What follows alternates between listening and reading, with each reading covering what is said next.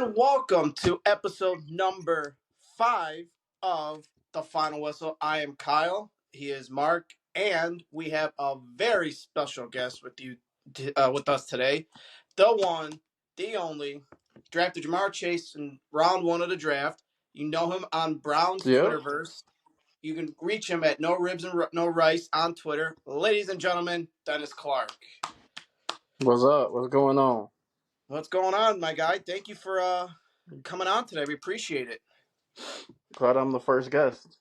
Yeah, we are very excited. The, As you the see, we Labor kind of Day dressed special. up. We kind of dressed Yep. up for the occasion. Labor Day. Yeah, I Hell get it. yeah! So we are very excited to have you. So Dennis, we know you, but just a little bit about, or give us a little bit about yourself. You know what you like to do, like the insider stuff with the Browns and all that on Twitter. What kind of got you into like doing that type of stuff and kind of getting inside information and all that? Dude, honestly, started with the Cavs first. That's how I got my following on Twitter. Started with the Cavs when like LeBron was here, a little bit before LeBron too. Mm-hmm. I know it was Austin Carr's son on Facebook, and Right I on. got like connected with him. Yeah, I got connected with him, and he got obviously his dad's with the Cavs. He knows people with the Cavs. Right. And he would tell me stuff. We formed a little relationship. I know him for over like 10 years. Like I never seen him, but like, we've been messaging for 10 years. I can't believe I'm saying it. Yeah, it's been that long. And he was born and raised in Cleveland. He knows people in the Browns too, so he tells me Brown stuff. But yeah, without him, I'd probably just be a normal. I just still feel normal, but Right. just find everything out, kind of how everybody else does. And that's awesome, man. We'll get to the Browns stuff in a little bit, as we are excited to talk Browns. This coming week is NFL week number 1, but we're gonna go back a little bit, talk about week 1 of college football, as it was the biggest game of the week. Ohio State defeats Texas 14-7, and kind of a defensive battle, defensive struggle. And it was only 3 touchdowns scored in that game. One late touchdown by Texas. But Dennis, give us your thoughts on the game. What you thought, what you liked about Julian Sand, the defense out of week 1. Man, they were talking crazy about Matt Patricia when we hired him. I was wait and see mode because I mean it is a little unknown because he hasn't really been in the game for a couple years. I think he was just like an analyst for the Eagles for the last couple years before came to Ohio State. But he did his thing, bro. Like I think Dan Orlowski was breaking it down this morning on Get Up. His exotic packages, exotic blitzes, like he's teaching NFL stuff to these college kids, and they're just getting the advantage right now going against Arch Manning, Stark. I mean, I'm still kind of speechless. It was just like I don't know, like I can't believe I was seeing. Like it was wild. Yeah, and it was kind of interesting, and it kind of goes back. You thinking about the deep NFL defensive stuff. I was thinking of Wink Martindale with Michigan, how he came over, tried to fill in his NFL philosophy with that, and had a success at the end of the year. Mark, we'll turn to you. Mark, get your thoughts on your opening thoughts on Ohio State, Texas. I'll tell you what, that defense looked good. I mean, Julian Sand needs some work, but Texas, I think, kind of shot themselves in the foot on some of those drives, kind of gifting Ohio State that at least their first touchdown. Yeah, I agree. I feel like Texas definitely didn't do themselves any favors, but kind of like Dennis said, and I think the big thing coming out of the game is, I mean, you've got an NFL caliber defense, especially in the secondary and those linebackers. You're going to see all those dudes in the NFL anyways. So you're basically putting them in an NFL system in college, and they have the talent to do so. It also kind of saves the lack of D line play or like the kind of unknown D line play when it comes to all that because you Yeah. have such a good secondary and such good linebacker play. The packages that he put in, you can clearly tell he knows where his strengths are, and he's gonna be able to use that to mask some of those D line deficiencies until they kind of catch their stride. Um, I'm kind of in the other side of things when it comes to saying I think that they called a real conservative game for him. They didn't make him or put too much pressure on him to do too much, which I was honestly okay with. Obviously, I think everybody's used to letting an Ohio State quarterback just open it up and sling the ball all around the yard, especially with the weapons that he has. But I think he took what was given to him. I think he actually played a pretty good game. When you got the weapons that you have and the type of defense that you have on the other side, all you really have to do is manage a game like that, and not make too many mistakes, and you're going to put yourself in a situation to win the game. Um, Whereas on the other side, I felt like Arch Manning had a lot of pressure on him, and Yeah, that's why the talk is that he played so bad. I think there was just like Ohio State kind of forced him to beat us, which is what you want to do in a situation like that. But I right. don't feel like Sark did him any favors by taking pressure off of him the way Ohio State, Brian Hartline and Ryan Day did to saying it was kind of the tale of two coaching sides and understanding what having a new quarterback is like because Ohio State does it pretty often compared to Sark in Texas and kind of being in this new situation where you're calling this guy generational, but you're not giving him the kind of coaching help that he needs to be able to win a game like that, in my opinion. Yeah, and you kind of look. I was looking, going over the game a little bit, and Dennis, you and Mark, good to your point too. I see they got that C.J. Johnson, that transfer from West Virginia, and you could tell they were feeding him the ball early on, and it's kind of going to help down the road, take the pressure off J.J. or Jeremiah Smith, for those that don't know that. Okay, they know what they got to do. You focus on the run, focus on the throw, because they're not going to know. And Donaldson, what he had one touchdown, Carnell Tate had another touchdown. So I think, Dennis, to you. I think from what I saw from Ohio State, they had a good game plan, and I think when you get the pressure off Smith and add others, what I think it's going to open a playbook for Smith down the road when they get to the bigger games in conference play. For sure. Like I think a lot of us keep forgetting that Hartline is the. We got two new coordinators. Hartline's a new coordinator too. We lost both coordinators after national Right, championship game. right. I know he was our coordinator before. I don't know if he called plays for Ohio State, but he was a coordinator before. Then he just bumped him back to wide receiver coach. But now he's back as a coordinator. He was super conservative. I kind of get it. You got a new starting quarterback, Julian saying, if you went back to my tweets this time a year ago, I was excited for this kid. Mm-hmm, Like he's like a CJ Stroud, bro. His pinpoint accuracy, crazy. mm-hmm. Like his completion percentage should have been like 80% if it wasn't for all these drops, and Yeah. two of them were from Jeremiah Smith on screens. So Mm-hmm. I mean, the kid's gonna keep getting better. They're gonna as the season goes on, he's gonna be lighting it up. I think like they're gonna let him loose. They could have let him loose the second half of that game, in my opinion. But Yeah, and yeah, I think And Ryan Day even said that they thought or he thought he could as well. So that's I mean something to look at to Dennis's point moving forward as well is I think Hartline kind of called a brand new offensive coordinator game being conservative, but I think you definitely see that moving forward when Ryan Day is making a comment that we probably could have let his arm loose and that gives Hartline the confidence to not call. I think Ryan Day called it an unselfish play calling game. I think Hartline will let him sling it too, especially getting that confidence from Day moving forward. Like, oh yeah, I could have did that. yep, yeah, for sure. and you don't want to kill kid momentum, especially against number one team in the country. Now, won't be number one next this coming week against Texas, as they fall to Ohio State, because you don't want to kill the confidence, kill the kids, momentum going in. And they got two games coming up, Grambling State and Ohio, that they should be able to swing that ball all over the yard. If not, then there's problems. But they shouldn't have to worry about that, as Ohio State does play Grambling this coming weekend. As funny thing, Mark thought when the first schedule came out, I'll never forget that. I got to tell the story real quick. He texted, he's like, "What are they doing scheduling Georgia right after Texas?" I'm like, "Dude, that's Grambling State." He's like, Yeah, "Oh, I was good." tripping on that one. I can't lie.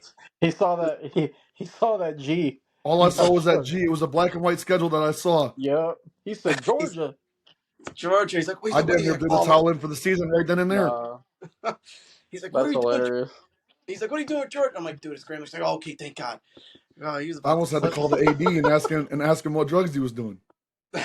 Hey, Yeah, that's you fair. could ask somebody that don't know football. He'd be like, oh, Georgia. But so Ohio State, Grambling, won't really dive into that this week because we shouldn't have to worry going for this Yeah, week. there's nothing. Yeah, there's nothing really. It's just getting guys more familiar, getting Julian saying more confidence. That's really it. Yeah, should be a And probably the laughter. running backs too. Yeah, should be laughter. Don't have to worry about that. We're gonna go to Michigan real quick because we're building up to hopefully a big game come no Thanksgiving weekend. Michigan wins 34-17 over New Mexico. Bryce Underwood looked the part, 21 for 31, 251 yards, one touchdown. Running game, as always, Michigan's known for. Three touchdowns from Justin Haynes.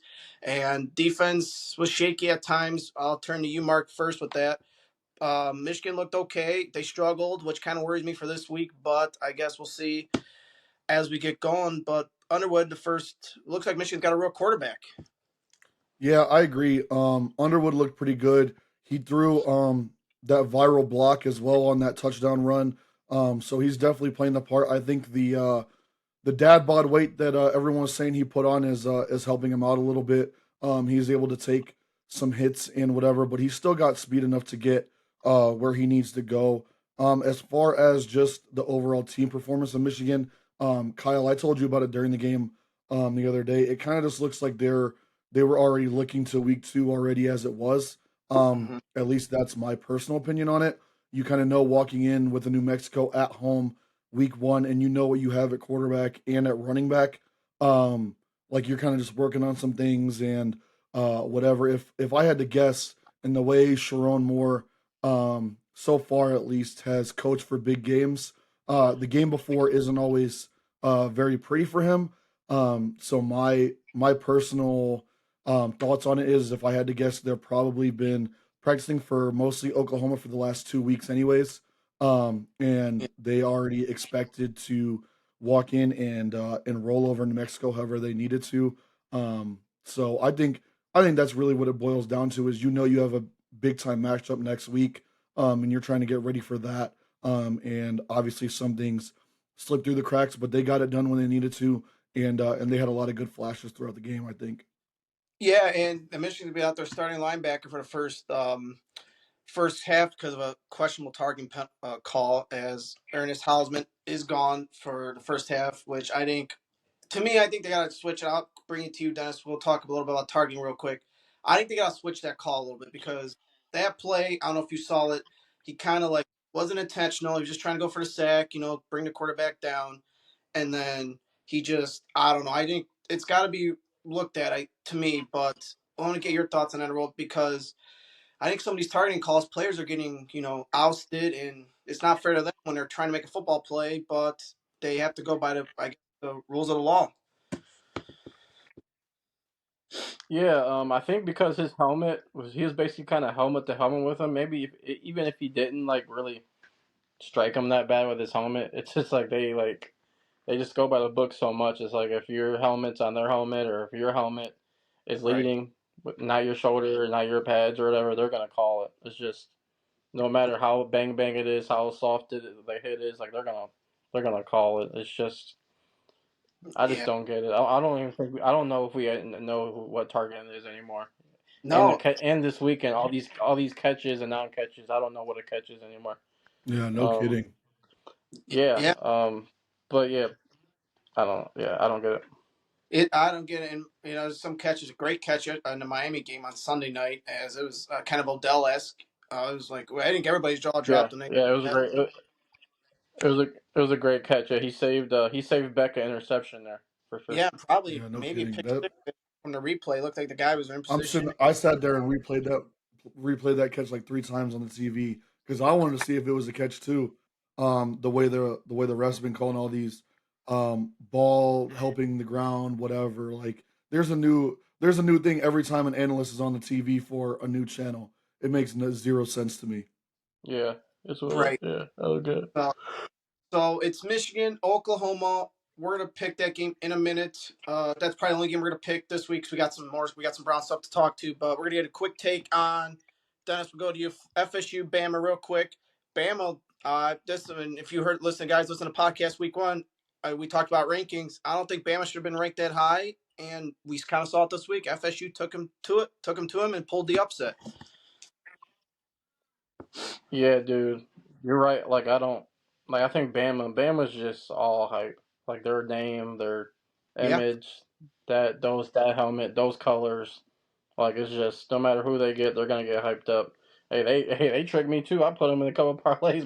Kyle, you too. Like our parlays were Yup. shot. We're at the Cooked. draft party. We're like, our parlays are done. Mine was cooked the first week or the first game I think I had. I forgot who I took, but That's I what was I'm like, saying, bro. Like I saw like Bama went up 7-0 real quick. About okay. I mean, regular schedule program, and then they're down like 24-7. Then it yeah, goes to like 31-7. It's just they got rolled, bro. I think they made a mistake with that head coach they got from Washington.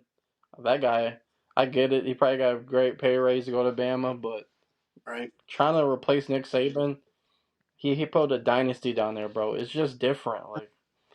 Like you're going from Washington, then you go to Alabama, bro. You got to be different, and they're Bama's kind of soul searching the last few years. So I don't know. Props to FSU though, bro. Like they went like won 2 games last year. Yeah, They went like what, 2-10, 2-10. 2 and 10, something like that. Yeah, Yeah, so that head coach, he just flipped that program upside down. Like, already got a win, a top 10 win, being unranked against Bama. Like that can just flip your whole entire season. You can make the playoffs just off that one win. Like if you have a yeah, good season, like as long as you don't win, you don't lose 2 games, maybe 3, but hey, you got that Bama win in your back pocket. So I guess we'll see how that goes. yeah. And I know there's gonna be a lot of talk come November when we get to the strength of schedule and wins and losses and all that. So that's why some of these games in non-conference, if you schedule them, or you cannot lose to a team that you should beat the brakes off of because it's gonna come back to haunt you. As Mark, real quick, we'll continue the FSU chat. Castellanos looked pretty good, even though he only had 100 and some yards, but he looked pretty good beating that offense for his first time against, well, a top 10 type of team. Yeah, I agree. He showed out Bama is pretty bad when it comes to real good and real accurate dual threat quarterbacks. That goes back to even the Saban era. If you look at the way they struggle with kids like, I mean, it's a hard comparison. I'm not going to say Castellanos is Johnny Manziel, but if you look at Manziel, Newton, things like that, those are the type of teams that used to beat Saban. Is good dual Right? threat quarterbacks that can hit the edge and put pressure on them when because they like to play man coverage. I also seen a thing today and heard it in a couple different places. Nick Saban in his tenure at Alabama only lost four unranked teams the entire time he was at Bama. DeBoer is already 4-4 against unranked opponents, and he's been there for 2 years, I believe, 2 or 3 years. If you ask me, that's a big time problem.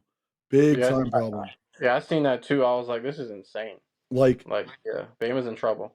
not only are Yeah, they in trouble, but I think as far as DeBoer goes, I didn't really like him at Washington. He had that one good year when he had Penix, which gave Penix his draft stock that he did. But at the same time, like from DeBoer's angle, you don't want to be the guy that comes right after Saban either. That was, I think, his downfall. You want to be the guy that comes after the guy that comes from Saban. Like Exactly. it's Great it's point. literally impossible to recreate what Nick Saban did unless you're like Kirby Smart coming back home or someone like that. Like Right. there's really only two guys maybe that could have succeeded him and just kept the regular schedule program. So for DeBoer, like you took a job, like yeah, you took the pay raise, but you took climbing Everest as your first or as your next head coaching job yeah, while um like he comes from a situation in Washington where they were in the Pac-12, they weren't a very aggressive team. When they got to the Big Ten, they still weren't very aggressive until he left. Like he's not an aggressive coach, and Bama wins off of aggression and talent. Now you're in an era where there's NIL, so you're looking even at all of your normal 10 or 15 5 stars that all go because they got Nick Saban and the Alabama name on their resume. They don't need that anymore because they can go get the money. You yeah, don't have even the aggression from your coaching staff either because DeBoer isn't that type of coach and he doesn't bring that standard. So now all you are, kind of like Dennis said, is you're just that name and those colors and you're that history. So, yeah. I mean, and you're kind of seeing that now. And even in the playing field, and I've talked to Mark about this, and I think this maybe I've talked to you about this once or twice, but a coach has a good year, okay, like the board did. Oh, everybody's all hype, hype, hype. He's going to Bama, and then you lay an egg 2 years, first 2 years you're there. You don't, and you get beat by Michigan with no quarterback pretty much last year in the ReliaQuest Bowl, and Now you're 0-1 to start the season. You're what? I don't know if they lost Auburn, and they might have beat Auburn, but you're at least you're on a 2-game losing streak. But I'll send this to anyone in here. One of you, two, whoever want to answer. But do you think maybe I don't know, like you get the hype about all these coaches after one good year and then they fall flat? I mean, look at Michigan State; they barely did nothing last year after getting that Oklahoma guy or Oregon State guy, Jonathan Smith. I don't. It just perplexes me sometimes. These coaches going to get bigger jobs after one year and then they just fall apart. Like I don't get it. I don't get it at all. Yeah, it kind of matches the NIL stuff, right? Like some guys, like you expect like a big guy in NIL, you get a transfer guy, like you expect him to do big things, and even Yeah, you can go to NFL free agency, like you expect this guy to do big things and just fall right flat in your face. That kind of things we're seeing that in college now, with like some NFL type stuff, things going on with we expect a big push from somebody like a player, coach, and they're just isn't yeah, it. So I think we're gonna start seeing that more and more in college now. yeah, Yeah, I don't disagree with that at all. Not to mention the fact that I think uh as far as that coaching situation goes, and I'll keep it specific with Bama. I think they were big fish hunting in the beginning. I mean all the reports in the beginning before DeBoer was Dan Lanning from Oregon, guys like that who had already built their programs and kind of similar to everybody else, they're smart enough to know they don't want to follow Nick Saban. So I personally think that you had a school big fish hunting and nobody wanted to follow arguably one of the best, if not the best, college football coaches ever. You don't want to follow that legacy right away. So, I mean, they got whoever they could that was big enough. And I think this next go around, because he's going to get fired. I mean, let's be honest. Bama still has a Yeah, standard regardless, and Saban is in that building. There's no way in hell he's walking around saying that that's going to be the standard and that's going to last. So I think the next guy will be a bigger guy probably, because it'll be easier to follow when you've got a guy that's already had 4 unranked team losses. But I do agree. I do think that coaching is just as much similar to the NIL as these players are when it comes to you're paying these guys a boatload of money, hoping that their name and what they did maybe 1 year or 2 years can translate for an entire program. But it has to. I mean, you have to fit the bill of the program, not just like you have to have a coach that fits what you already have in place. You got a bunch of right. guys in Bama that don't play soft, and you got a finesse head coach coming in. That's not going to work. It's not, and was he built for the SEC? Obviously not. It ain't gonna get easier. Georgia's coming in 2 weeks or 3 weeks now, I think, from this past Saturday. So yep, they could be looking at 0-1 in conference, and that could be it. They got Auburn. They got LSU still, who will hurt. Quick touch on LSU. Defeated Clemson this past Saturday night in Clemson.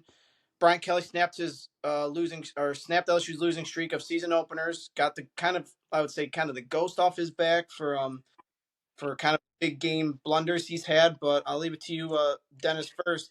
LSU, they came out with the top 10 win, and that kind of bolstered them for the rest of the season. yeah, bro. I wasn't. I'm a Brian Kelly hater. I don't mess with him for real. But I mean, good for that program, I guess. Like they, like I bet against. I thought Clemson was gonna win. I had Dabo Sweeney at home. That Mm-hmm. crowd rocking in Death Valley. I'm like, this is a no brainer. I'm betting on Clemson. Like Brian Kelly can't win Week 1, but hey, he did it. I Right. think a lot of the credit goes to that revamped defense they've been trying to transform the last few years he's been there. I don't know if you guys watched that SEC series that Mm-hmm. came out based off last year's. Yeah, it's I haven't watched the entire thing, but it's pretty good. It goes into detail for a couple of teams, especially LSU. So I mean that defense looks the real deal. Now Yeah. they've been searching for the last couple of years, and And Garrett Nussmeier looks really good too. I'm sure we'll be talking about him regarding the Browns in the draft next year. But yeah. yeah, I mean good for LSU. We'll see. I don't know what their really schedule is right now, but hey, they can probably be the ranked number 2 team in the country. I know ESPN already probably wants them to rank number 1, but Yeah. we'll see. Right. Yeah, and we talked about Nessmeyer probably to be a good draft. Don't know if he'll go. Maybe he might go in the first round next year, depending on what Arch does. We know Adler's gonna probably come out, so we'll see what Arch does. But I like Nessmeyer. When he's on it. when he could throw a ball, he could throw a mark. Real quick on Clemson, they made us look stupid again, as we tend to sound, as they fell apart, and they go back to the drawing board. Maybe Clemson's not back. I don't know. We got still a long season, but they're 0-1. Yeah, this week especially, we looked real uneducated again. And it's really pissing me off that I keep having to say that, but they made us look real damn stupid. And even worse on my end because I called LSU a sleeper team all off season leading up to last week. I like Nussmeier as a player. LSU with the defense is extremely scary team. Kyle, I told you that in the middle of that game. If you got a gunslinger at quarterback, you got some playmakers on the edge at receiver at LSU, and you add a defense in. Look at every time LSU's been good. That defense is always the star of that team. Granted, when they won that championship, Burrow in that offense lit it up, but the whole talk before that was the defense, the defense, the defense. Yeah, When LSU has a defense that comes to play, they're a real dangerous team, and that's part of the reason why I picked them as a dark horse coming in. Again, I picked against them, knowing how Brian Kelly loves to blow big games. He almost did there for a second. He was getting pretty close to being back to his prime form there, but um, Klubnik and Dabo and being so against NIL, that ghost bit him back in the ass. Klubnik Yeah. kind of folded under the pressure a little bit, in my opinion. But so did Clemson's offensive line. I don't know how you guys feel, but I expected a lot better out of them. Credit to LSU's defense again, but I mean they had unlimited pressure on Klubnik. Every time I looked up at the TV, I seen him running 5, 10 yards back. It looked like and I know we're going to talk about the Browns, but it looked like how Shador looked in that preseason game. Yeah, He's, for he's sure. running 5, 10, 15 yards back trying to make something happen. Damn near every other play, and you can't win like that. Especially when you're given a gunslinger that's starting to get hot in Nussmeier, good field position every single time. You're just not going to win that game. So again, credit to LSU's defense. I'm kind of torn because I lost some money on Clemson again, thinking that coming to Death Valley was a no brainer, and Brian Kelly was going to help me out, but he foiled my pockets a little bit for sure. But at the same time, it helps my preseason playoff team pick with LSU. So hopefully Brian Kelly doesn't take this win and take it to bed with them and then blunder the rest of the season. yeah. Like I said, Exactly. they got Bama coming up. They got a lot of big game SEC. Is not going to be kind as well as any of the Big Ten ACC. We're gonna get a quick pick. We're not gonna do all the picks for college football week 2. We're saving on time. We're getting into the Browns here shortly, but we got two blue bloods meeting for the first time since 1976, the Orange Bowl. Can you believe that? Oklahoma did defeat Michigan 14-6. No meeting has taken place ever since. So you got Bryce Underwood for Michigan, John Mateer, transfer quarterback for Oklahoma versus Washington or from Washington State, and Terrell Moore is playing. This is his homecoming. He played at Oklahoma, and this game's going to have a lot of CFP implications probably down the road. So I'll give you the first pick. Then, what do you think, Michigan, Oklahoma? Um, I seen a little bit. I didn't see the whole Oklahoma game, but I mean they look good. That quarterback was slinging it. I'm not gonna lie. Um, I didn't get to talk about Bryce Underwood when we talk about, but he looks really comfortable against New Mexico. I know, granted, it's New Mexico at home, Hmm, but the kid looked like he was just in the backyard just slinging. That's kind of scary for right, us in the Big Ten. But right. for now, I would probably lean Oklahoma in this game just because they're at home, and I Mm-hmm. don't I don't know how Bryce is gonna be kind of in that atmosphere yet. But I think it's gonna be a close game. Michigan always keeps it close in these kind of bigger games and against tough opponents. They always hang around. So I'm gonna go Sooners for now. Are we giving the score or are we just picking? You can just pick score. Pick's good. Like the pick as Yeah, we'll go. I'll pick the Sooners for now. Okay. But yeah, I'll take Oklahoma. Yeah, Mark, who you got?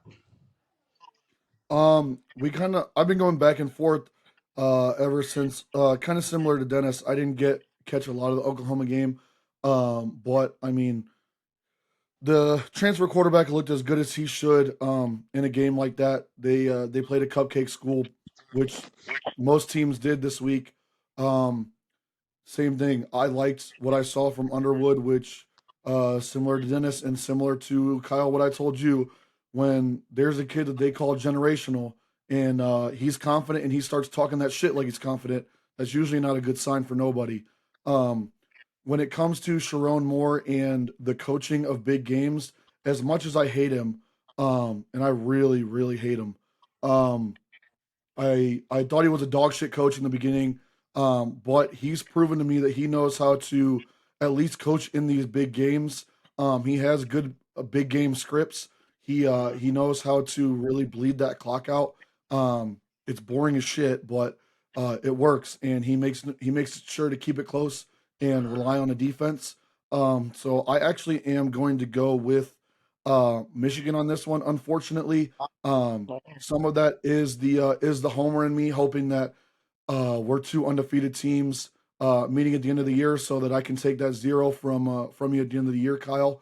But at the same time, Oklahoma and teams similar to Oklahoma are usually really bad when they come up against a team that actually knows how to play defense. They'll light up the scoreboard and they can win shootouts all game long or all year long. But when they come up against any team that plays defense, for whatever reason, they just can't handle that type of pressure to figure it out. Whereas Michigan, I mean, they're built for dogfights all year long in the Big Ten. No matter if you have a good quarterback or not, they know how to figure it out a way, and they'll run the ball as you've seen last year and in years prior. They're not afraid to run that ball 30 times straight if it's working and take a whole quarter from you on one drive. And I don't think Oklahoma responds to that very well. And Michigan's defense is still there. So I think I'm going to go with a better big game coach in Sharon Moore and a better offensive game plan and a better defense. And this, and I agree, but I think Oklahoma, they kind of started a Big 12 defense. I've been going back and forth. I'm a Michigan fanatic. I just that line, and I don't know if you guys saw the line was 2.5. That line moved to 5.5 for some weird reason. I don't know why, but it moved yesterday. I So thought I it don't. was 6.5. Did it move again? Because it was at 5.5 yesterday or on Sunday. I So it think must. it's 6.5 now. So something. No. So as we say, does somebody know something? Maybe it's they're thinking of Michigan the transfer or the linebacker to be out the first half. I don't know. I've been going back and forth about this spot. I want Michigan, but I struggled in the season opener, and then they came off flat against Texas. Now you got to go on the, and that was at home. Now you got to go on the road to an SEC environment. You don't know what's going to happen there, but they got a quarterback. I don't know, man. This is tough for me, but I think heart says Michigan. But if I'm a betting man, I'm going Oklahoma. I think I'm going to root for Michigan, but Wow, that's news, folks. Kyle Bruzak, the objective Michigan fan today. I'm that's rooting crazy. I wasn't expecting that.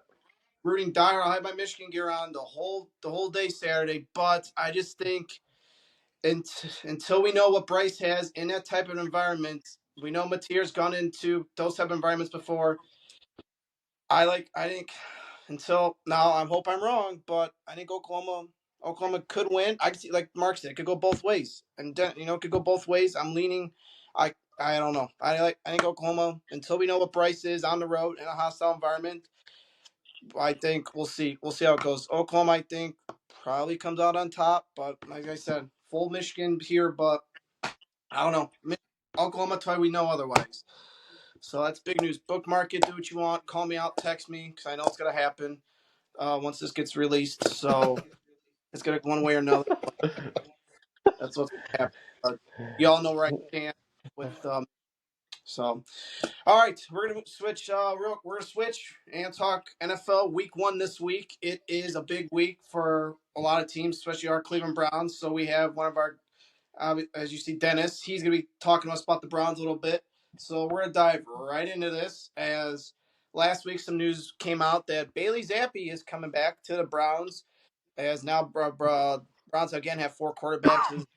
We'll ask you. We'll start with you, Dennis, first. Why bring back Bailey Zappi? Is he going to be? He's on the practice squad. Is he going to make the main roster at some point this year? If we're out of it, what do you think the move was with that?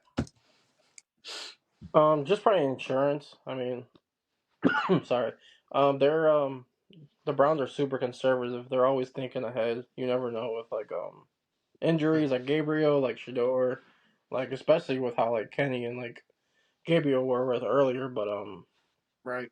yeah, they're yeah, like we had some little injury luck, whatever, with Kenny and Gabriel. It was weird, bro. I don't know why. Like they like it was just weird. Like especially with like Shador and his oblique or whatever. Right. Fucking dino. Um, Good. but yeah, like I think he'll probably just stay on the practice squad for real. He'll be fine. Um, we'll see like how the season goes, but he'll probably just stay on the practice squad. Now, do you think? Now, I've been talking to Mark about this. Kind of goes with the Zappy question. We were thinking. I think if we're out of it, Flacco gets cut or traded, and they start Shador. That being as a possibility with bringing Zappy up on the roster, or do you think they keep Flacco the whole year? I think they cut him. I think at some point they'll be like, okay, we're out of it. Go be a contender somewhere. But I'd be very surprised if he's here all 18 weeks. If that's in my opinion. The weird thing is like they named Joe Flacco captain, Yeah, that's really so weird. like it's just like, are you gonna cut one of the captains? Like, are you gonna trade a captain? I don't. Right. It's just weird. Like I don't know what they're doing. Like I don't. I mean, I feel like they like Dylan, but like I feel like they view him more as like a really like backup. Like he Right. knows the offense. He knows like what he's doing. You can count on him to like if you need him 3 to 4 games, that's really it. I don't. Yeah, it's just I don't know if the kids are gonna play it. Like I don't know when they will be. Like it's just weird. Like I thought they were gonna keep Pickett the whole time Mm-hmm. because like Really? yeah, I heard I got fooled again. Like I thought the Browns were like they wanted Pickett to start. I guess they wanted him to play, but I don't know what changed their mind if they even had their mind made up at all. I don't know. I thought Pickett was gonna stay on the route. I thought they would keep 4 QBs. I thought they were gonna play Flacco for however long they wanted to, and then Pickett would go right in. He'll play, and then he'll probably look like shit, and then Mm-hmm. they'll play the kids. But I don't. They're just weird. I don't know what they want to do. Like It, it they're flying to Texas. They're flying to Texas at OSU, and they flew to see LSU at Clemson. They're already yeah. looking at quarterbacks. Dude, it was August the other day. Like that was September. Like, they're already flying. Like they're in the PJ flying around seeing QBs, and the season hasn't even started yet. So Right. it's just I don't know. Like it's up in the air. I guess it's week by week for real. Like I don't get it. It's laughable. Uh, Like Marco's laughing. It's laughable. Like I don't know. yeah, and it's odd because Oh, at some point you're going to see they're going to be at one of Aller's games. If it's Ohio at versus Ohio State or another game, they're going to be there at some point. I'm sure. Nussmeyer, I'm sure at some point too. Mark, Yeah. if you want to either ask or touch on what we're talking about real quick, it's interesting to me. Like we've been talking about on the show, you cut Flack, you're going to have to make a move on Flacco at some point. Like Medicine, he's a captain, but I don't know what you do to a captain. I mean, it's business. I'm sure he'll understand for being in the business for this long, but I don't understand it. yeah, it's Yeah. definitely tough. And one thing I will say is with Dennis saying that he's just as perplexed as us. I feel a little bit more educated than I did at the beginning of the show. That's for sure. Based on the fact that nobody in Cleveland at this point really knows what the hell we're doing. The fact that they're just flying around and looking at all these young quarterbacks again this year kind of tells you we're back in the same spot as Jerry Jones is saying he's in, where we have all these picks and we're probably going to be moving up. Um, but and I am surprised though that Dennis said that he heard that stuff about Kenny. I always thought he was just some trade bait for later on this season. I expected him to be on the roster longer than what he was, that's for sure. But I always viewed him as trade bait. When it comes to the quarterback situation, though, um, I am going to touch on what we see with Deshaun because they did blast that video of him working out. Now, granted, it's a 4 cone drill; it's not much, but at the same time, when it comes to Flacco being a captain, right now we only have 3 on the active roster, but they're blasting this Deshaun Watson video and all this other stuff, kind of glazing him back over again. I know that he's got that BS contract going on as well. Do you think the glaze is to try to fix the fact that they signed him to one of the worst contracts ever, or do you think you see Watson at all this year based off of a piddly ass 4 cone drill where my grandmother can do that with her walker. It is weird because like I'm just like keeping tabs. Like okay, like preseason starts, he's on the sidelines with the team. Right. He's flying like he was at the joint practices like that week with Carolina. Like he's on the bench, and then we're in Philadelphia. I'm pretty sure he's in Philadelphia too. Like he's like at the practices and training camp. He's at least outside the huddle and talking to like all the QBs. Like he's Right. there. Like he's super active. They're not telling him to go home like to get away. He's there. Like he's everywhere. Like you may not see him, but if you really look close, he's there. Yeah, Like he's That around. They only put him on what the four week IR, the yeah, pup list I for believe the so. first 4 weeks. yeah. I mean, kind of just reading the little breadcrumbs, right? Like I don't know if they want to see still what they have before they let him go. Like I just don't be surprised if he plays again. I really thought he wasn't going to play again because tearing it twice in a couple months kind of just derailed your whatever. But I mean, maybe they think he can play again or want to see him play again. Hey, he's got to pay off that big ass rock that he just bought. That's what I'm I, saying. Jimmy Haslam went to his wedding apparently. that Like it's I don't just know. I I don't get. don't. I don't. Do you? Yeah, Ha- I I don't. Haslam mean, must be trying to write off these PJ miles for something, man. He's trying to get a tax write off somewhere. I'm I don't. convinced. yeah. I mean, do they get a bag of team? Maybe the team's like, okay, we'll take maybe a quarter of the salary to get him off your hands, or I don't. You Maybe you'd have to trade one of your first rounders to get rid of him. yeah. That's the You bad have thing to you have to attach that with him and the contract for them to take it. about. Seriously. Yeah, this team's something else. So let's move to another position.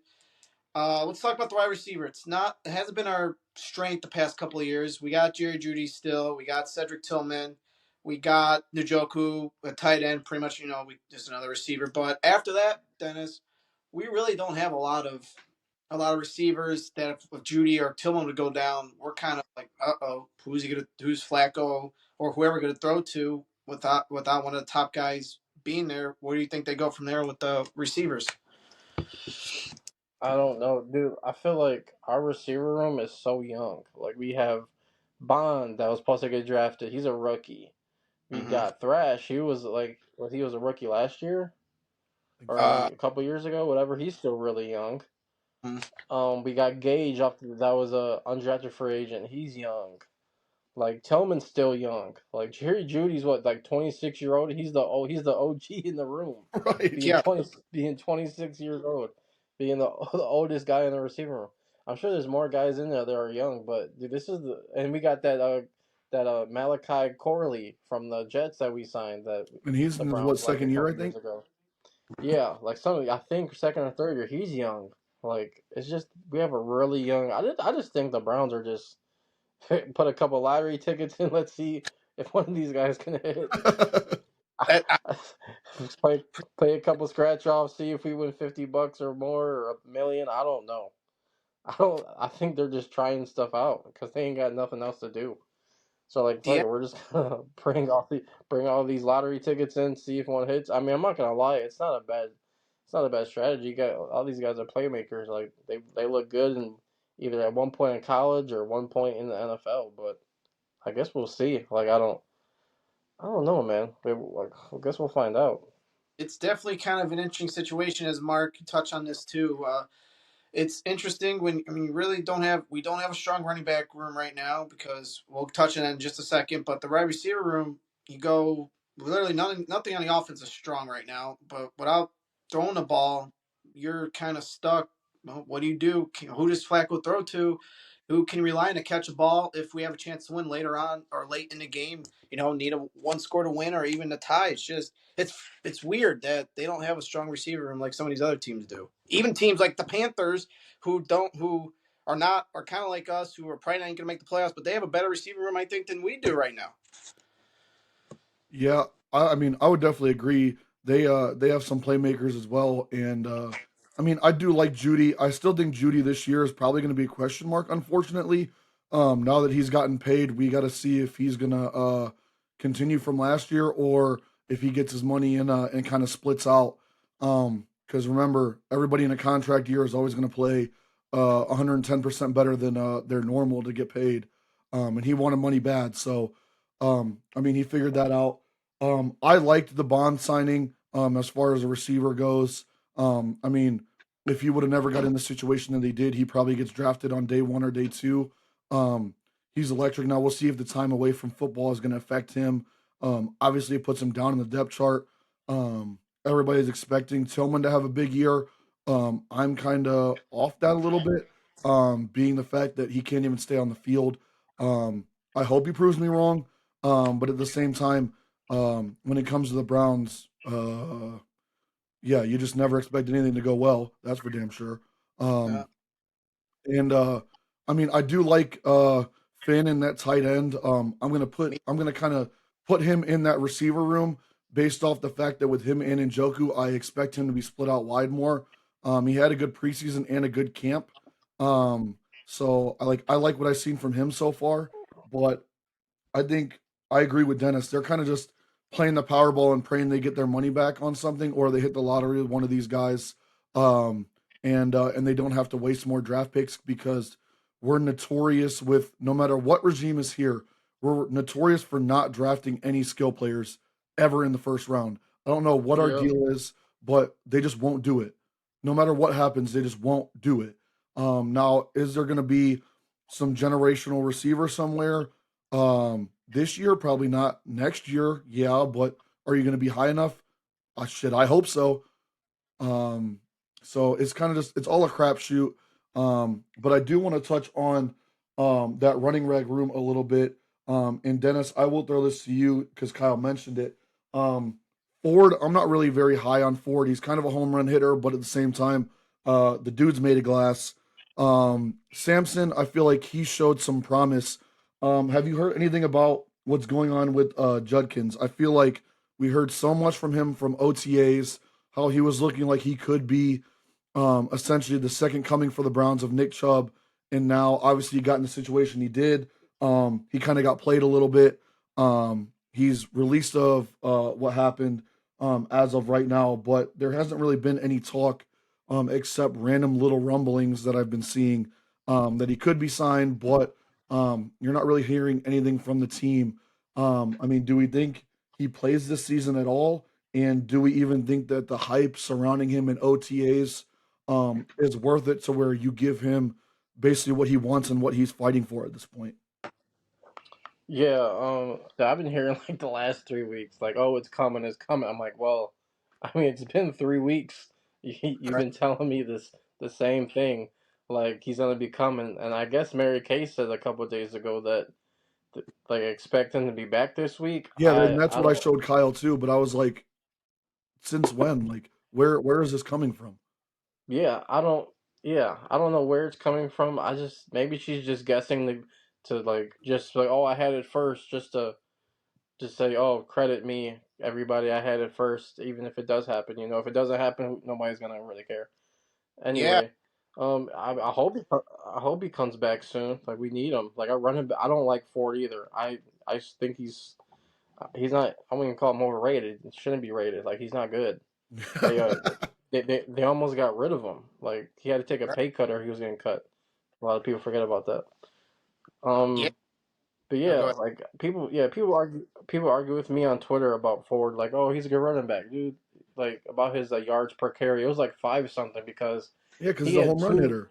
Yeah, like he had two 60-yard rushes in two different games, and he had like two 35-yard rushes in two other games.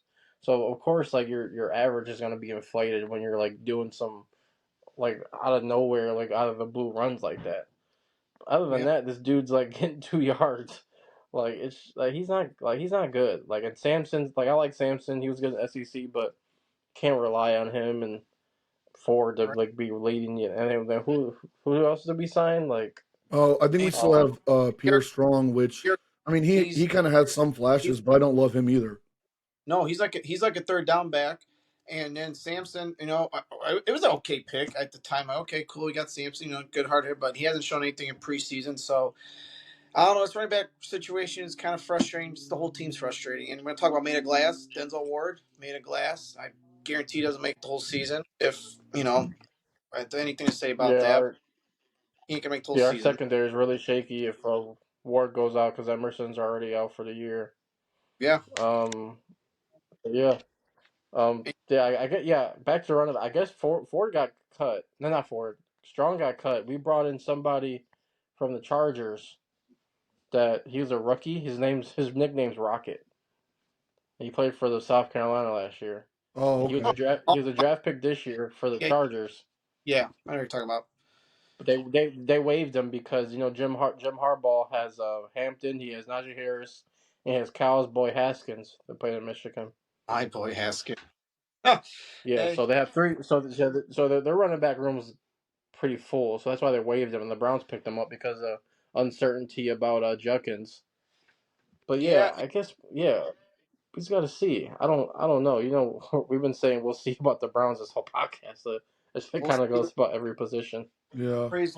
I We'll mean, see. We'll not to mention the fact that like, I mean, how long does it take for Judkins even to get on the field once he signs? That's like the other I Yeah, feel like big question is how a long couple can he weeks. get ready because he hasn't touched the field since OTAs.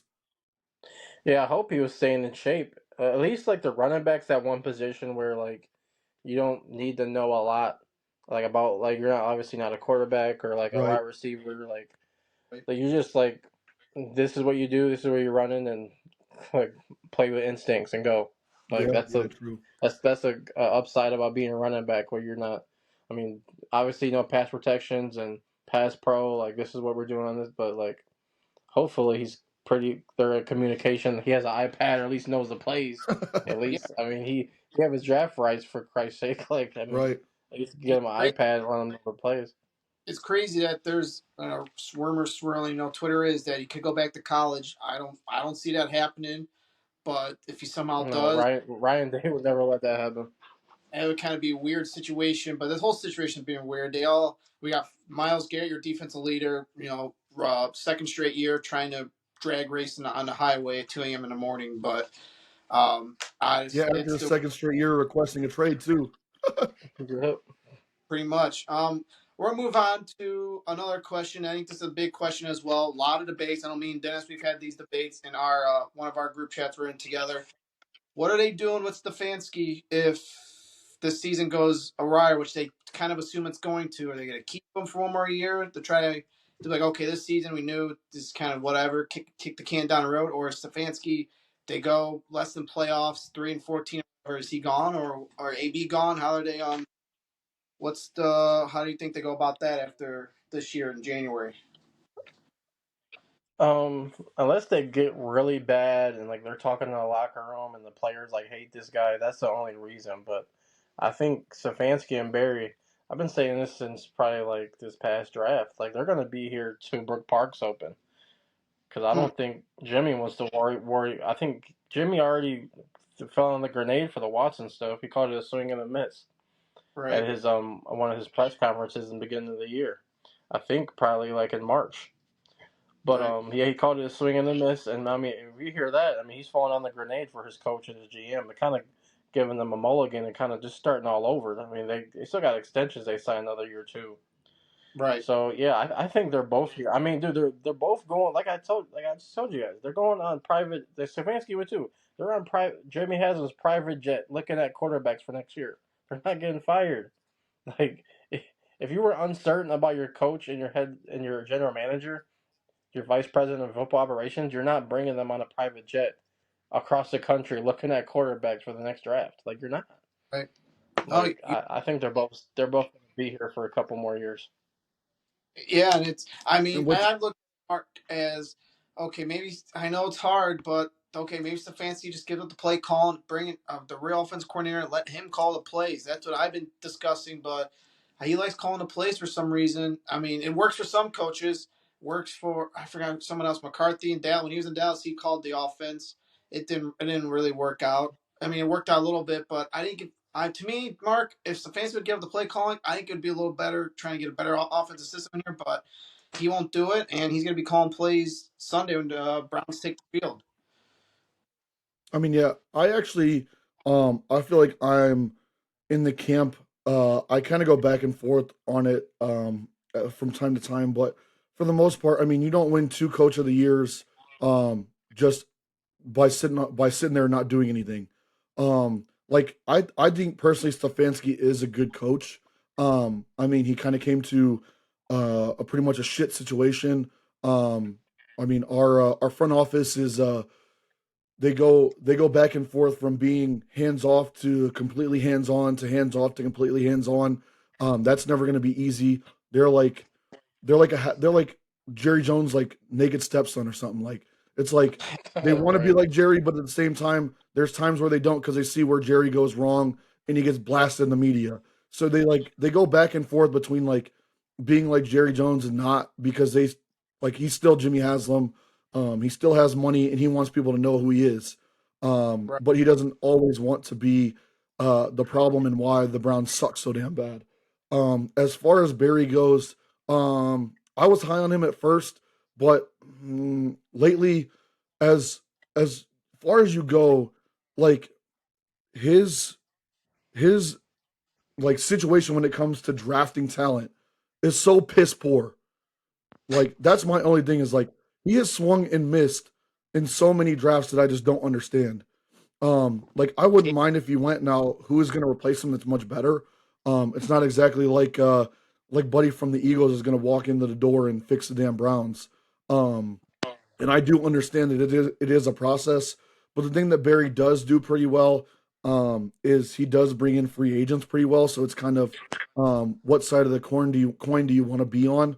I mean, I wish he drafted better, and maybe that's partially Jimmy as well, kind of forcing his hand on certain situations where he leans too far in and too far out, and Right. doesn't always let Barry work. But I would like to see if Barry is going to stick around some better drafts. I was hoping this year would be better, and then he went and drafted basically two first round quarterbacks and two running backs in the same draft, which I think was him giving himself a mulligan on both positions, praying that one of them worked out in both situations. Which I tend to think that he pretty much drafted Baker Mayfield with a left hand in the third round, and then drafted the guy he should have drafted all along in the fifth. Um, so we'll see. We'll see how that works. I still don't think they even touch the field. I think he's going to play Flacco till Flacco dies on the field or something. Um, at this point, because he's gonna have to put a nail in that coffin on his own, being that he brought him back and paid him. But I do like Stefanski. I don't know. I think his offense honestly worked. I just think he needs a quarterback to do it. Flacco probably actually is that quarterback. You just got him like 20 years too late, considering he is getting close to being like a grandfather's age at this point, Right. especially when it comes to football years. I mean, he's still got a piss rocket of an arm, but at the same time, like he's not the Joe Flacco that he was when he won that Super Bowl in the Ravens, even though everyone wants to say, well, he's a Super Bowl winning quarterback. He's a Super Bowl winning quarterback. Yeah, that's not the Joe Flacco we have right now. I like him. I think he's probably the type of quarterback you need in the offense. So, I mean, if Stefanski's going to keep calling plays, you have to tailor to that. But I don't know. I'd rather have a better GM that is a bit more proven in the draft, but at the same time, Superman isn't exactly flying into BGM and predict the future here. So if they're gonna stay, I think they all just have to be on the same page and keep Jimmy's old ass out of the room and let them handle football. Yeah, and it's very interesting. We know coming up the Bengals week one. Quick. Let's do a little quick pick. Browns or Bengals week one. Week one could go anyway. Bengals. Me and Dennis were talking about. We always have our Bengals number, but I'll leave it to you, Dennis. Who do you think? What happens week one when Bengals come calling? Um, I've been back and forth myself, trying to see who will win. I'm a I'll I'm gonna go with the Bengals just because I think they have a new sense of urgency Yeah, to start the season. They want to start fast. They want to. I know their defense isn't. Their defense is probably worse than last year, but I think Burrow and company. They got Trey Henderson back, so I think they find a way. I think they beat us week one just to try to get off that little week the first 4 weeks slump that they usually get on the last couple of years under monkey all. Zach Taylor. Yeah, because they tend to miss the playoffs or just trying to sneak in last second because of the first 4 games of the year they just weren't, I guess, ready or focused for whatever reason. But yeah, I'm a go Bengals in a close one. Mark? I think I'm going with Dennis here on this one. I think you can tell the Bengals' urgency is definitely there based off the fact that basically their starting offense played almost the entire preseason for the first time um, since Burrow and Zach Taylor have been in there. I also think Zach Taylor's probably on the hot seat. Um, based off the fact that he's abysmal in the first 4 games every single year. I think it's if you don't figure this out early, we'll get rid of you before you even get to week 4. Right. I also think that that Burrow, Chase, Higgins, I don't think that for too much longer they're going to um, really start slow. I also think that the Browns are kind of just the Browns. Our secondary isn't going to be the best. We're already down our number 2 corner for the entire year. And when you play a Bengals team that has, I mean, let's be honest, Joe Burrow is a great quarterback. You have 2 number 1 receivers, um, arguably coming back.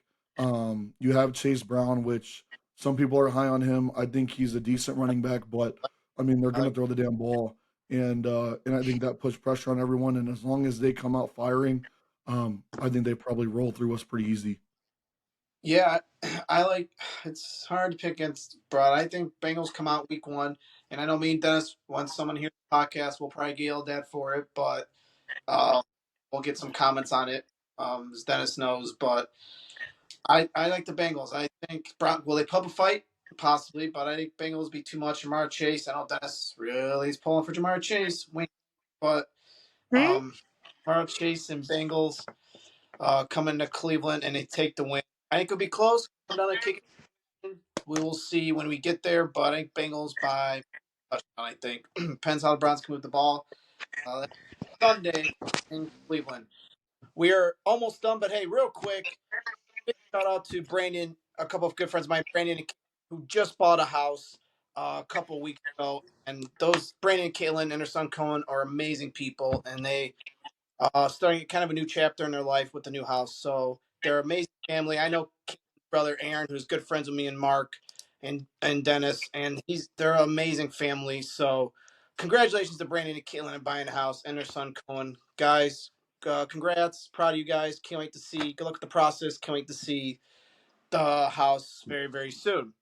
So we thought we'd have some fun Dessert. to wrap up tonight's show. We are gonna pick. We're gonna start with picking games next week for NFL. We wanted to kind of at least get the playoff teams in there. So we're gonna first start the AFC as we're kind of have some fun, and we'll go NFC, and then we'll call it.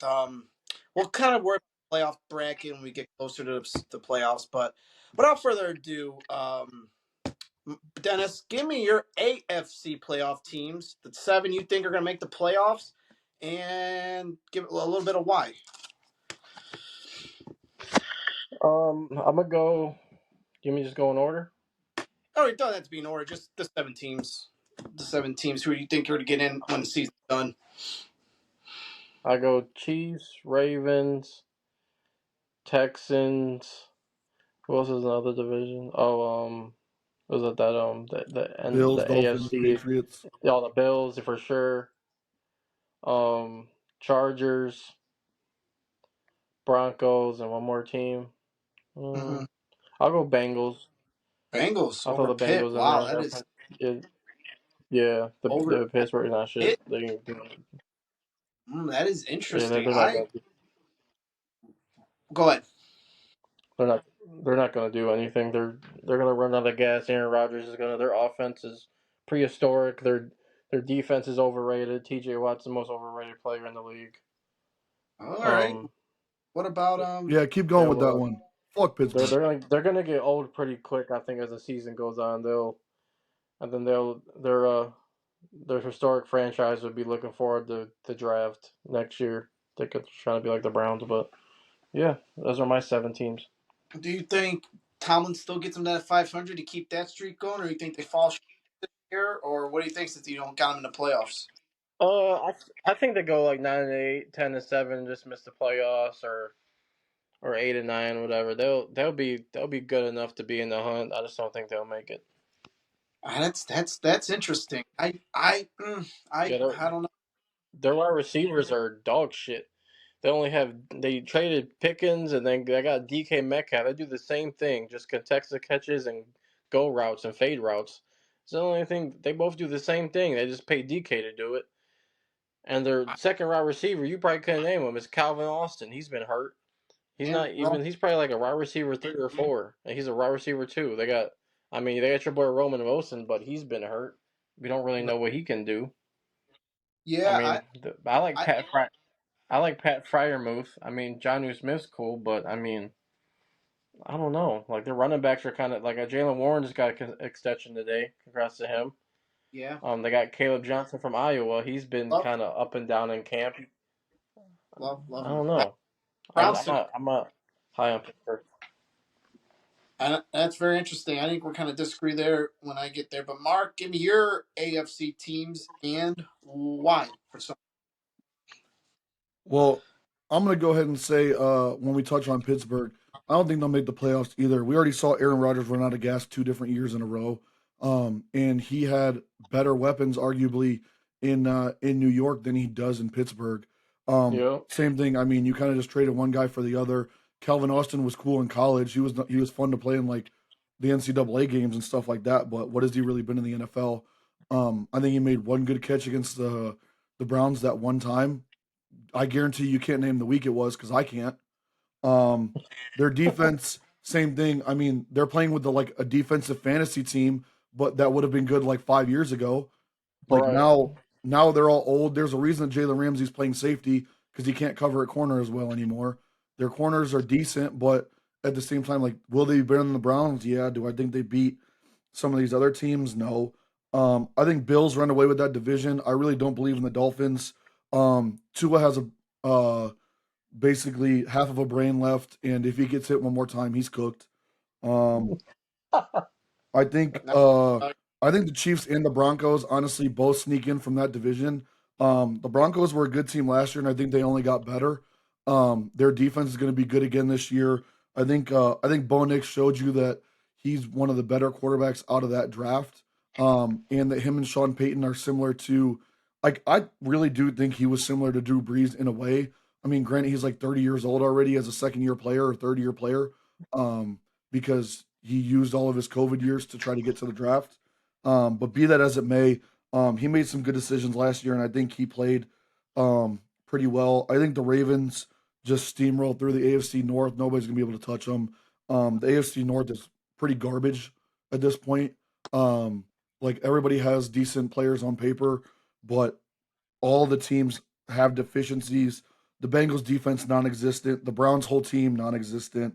Um, Steelers, like I said, you put their players on paper 5 years ago and they're really good, but I mean now they're all old and they're all looking at retirement and building like real estate businesses. I'm pretty sure that's what all these NFL players do in retirement. So they're already doing that. And Aaron Rodgers is going to go on another ayahuasca trip in the middle of the season and figure out he can't do it no more. Um, he'll go lick some toads or something and think he can be Superman, and his body will fail him. Um, Texans, same thing. I think they should win that division. The Colts are literally starting Daniel Jones, so that tells you all you need to know about them. right. Um, the Jaguars, I mean, Trevor Lawrence is a bust. Uh, Titans have nothing really. I do think the Bengals also sneak in, based off of the fact that again, I think the AFC is just super weak this year. We just have like the most treacherous teams in the AFC possible. When it comes down to it, like I think the AFC starting quarterbacks, when you look at them, are Aaron Rodgers. The Raiders are starting Geno Smith with no weapons. And their one weapon, Jacoby Myers, wants out. Which Jacoby, I'm praying for you that you get out of there. That situation is terrible. The Cleveland. Patriots again. Yeah, I'd love him in Cleveland to be honest. Except we have a grandfather at quarterback that only throws deep balls, 40 yards, and then that's about it. Um, the Patriots, I do think they're probably like 2 years away. I actually like the pieces that they have. I think they could be a sleeper team. They could fight to be in the hunt and potentially steal a spot. I haven't really looked at their schedule, but I do like the pieces that they do have. I think Drake May is going to be a good quarterback this year. I liked Henderson being there.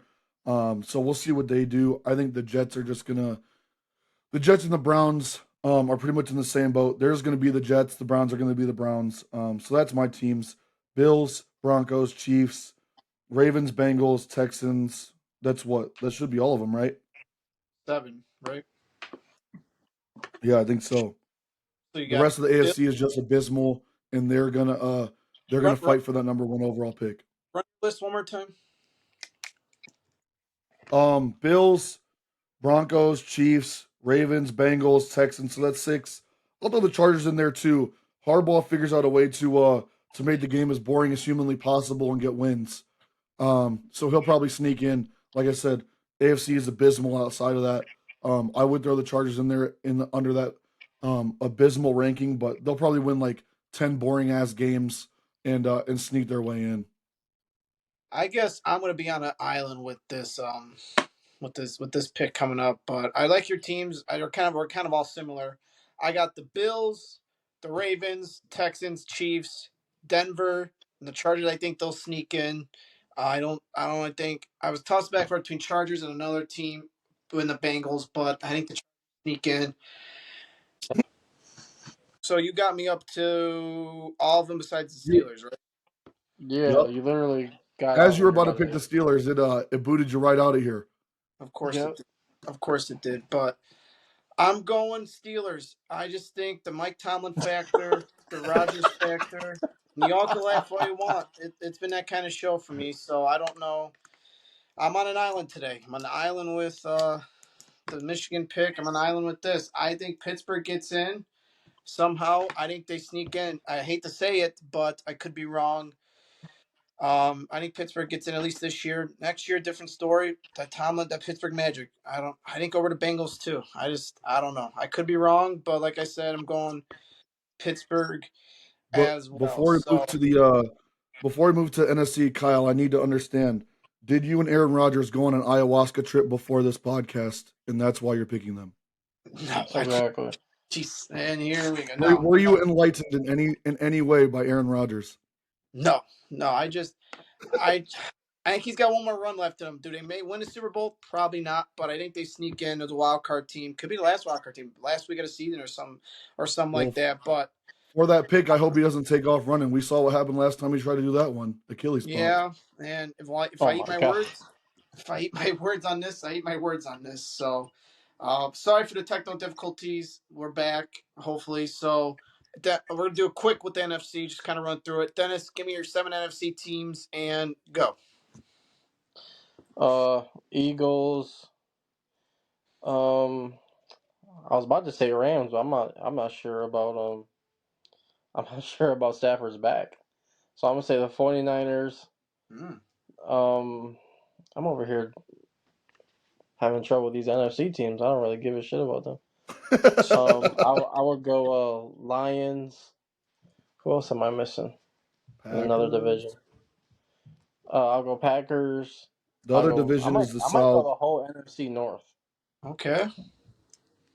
I'll go ahead. I think the Ben Johnson gets the Bears to sneak in. I think McCarthy does enough to get the Vikings in with Kevin McConnell. So Um, you're going all four NFC. all four, and then the Niners and the Eagles. I need to The one last one is more. the South. It'd be the Falcons, Panthers, Saints, Oh Bucks. yeah, oh the Buccaneers. Yeah, Baker Mayfield. Yeah, Buccaneers are gonna get in the playoffs, and that division is sucking shit. It's the whole division stuff. Yeah. I wish the Browns were in that division. Yeah, right. Very interesting there. Mark, quickly run through your NFC teams. Who you taking with your 7? I'm going Eagles. I'm also in the realm of the 49ers. I'd love to pick the Rams, but at the same time, um, Stafford's getting to grandfather age. His neck usually hurts. His usually hurts. Um, Yeah, we all know the we're gonna saying start there. him in So Friday with Ice Cube. right. I mean that that he might as well be Bubble Boy at this point. But um, Literally. I'm going Eagles. I'm going 49ers. I think Packers and Lions both get in. Um, I genuinely, I think this is the Buccaneers last year that they probably get in. I think the Panthers are sneaking into the conversation where they're getting a good young core. I think they're like a year or two away probably for fighting for that complete dog shit division. Um, I also am going with the Commanders again. I think Jaden Oh, I forgot Daniels, about them. Terry McLaurin, Debo Samuel. I think they're starting the what is he like a seventh round running back? So he better be pretty damn Merritt. special if Yeah, Merritt. yeah, I Make don't sure. know. He has two last names or whatever. Yeah, Yeah. Jacoby something, Bill something. Yeah, I don't know. Any guy with two last names either going to be really good or really bad. But um, at the end of the day, if he basically made them trade Brian Robinson. So he, I think he's probably the real deal in somehow, some way. Um, like I said, so I got what? Eagles, Commanders, Niners, Packers, Lions, Buccaneers. That last one is going to be tough. At the end of the day, I am going to say that the fighting Ben Johnsons are going to get in as long as Caleb Williams doesn't throw a little bitch fit every time he throws a pick. He's becoming more and more feminine by the day. Every clip I see. Um, Hopefully his pain and nails figure it out and he can sling the football this year. I think the Bears got good weapons. I like their Luther Burton pick. I think Adunze, assuming he doesn't get any more hospital balls from Williams, he figures it out. But the NFC just tends to beat up on each other. Um, I do think, like I said, I think the Bears. I think the Bears sneak in. Everybody else, they have decent quarterbacks in the NFC. I just think they all beat up on each other, and half the time, they can't stay healthy. The Rams and the Vikings, I say, are big time runner ups, and they could take that Bear spot. But for now, I do like Ben Johnson. I do like the way he coaches. And as long as Caleb Williams figures it out, even if they have to go Tyler Bagent for a while, he had a pretty damn good camp, and I do think he could start on a couple of these NFL teams. So I think the Bears sneak in. Yeah, and I kind of like the Bears. I was kind of toying with the Bears, but I wasn't too sure this year, especially with the new coach. I think they sniff it. They get in the hunt. I think all year. I think they just fall short. But I'm going with Philly, Detroit, Tampa, Seattle, Green Bay, Washington, and I think the Rams over 49ers. 49ers, I think their wide receiver depth will come into play. They don't know when Ayuk's going to come back. Jennings is kind of hurt. They're leaving it up to Purcell and Kittle. McCaffrey should be McCaffrey, but we can't rely on one the workhorse to get him into the playoffs. So I think 49ers will miss again. Rams get in, I think, even though Stafford has a bad back, that could come into play a little bit. As Dennis, we talked a lot about that, especially with the fantasy draft. So I think that's be interesting to storyline. How does Stafford with his back kind of work at it and kind of get held through an 18-week season, which would be very interesting. But I still think they sneak in somehow. With We'll see. We'll see. So, well, folks, this has been great. Dennis, thank you very much for coming out and hanging out with us, talking some ball. We For sure. appreciate you. Appreciate it. We're gonna have you back some point during the season, so stay tuned on that, folks. We'll be in touch. Mark, as always, my guy. I'm sure we'll talk tonight and then on Thursday as well. We get ready for the next show. But ladies and gentlemen, don't forget if you're watching, like, subscribe, comment, everything. We thank you for watching if you made it this far, and we will see you next week on the Final Whistle. And if you're not following him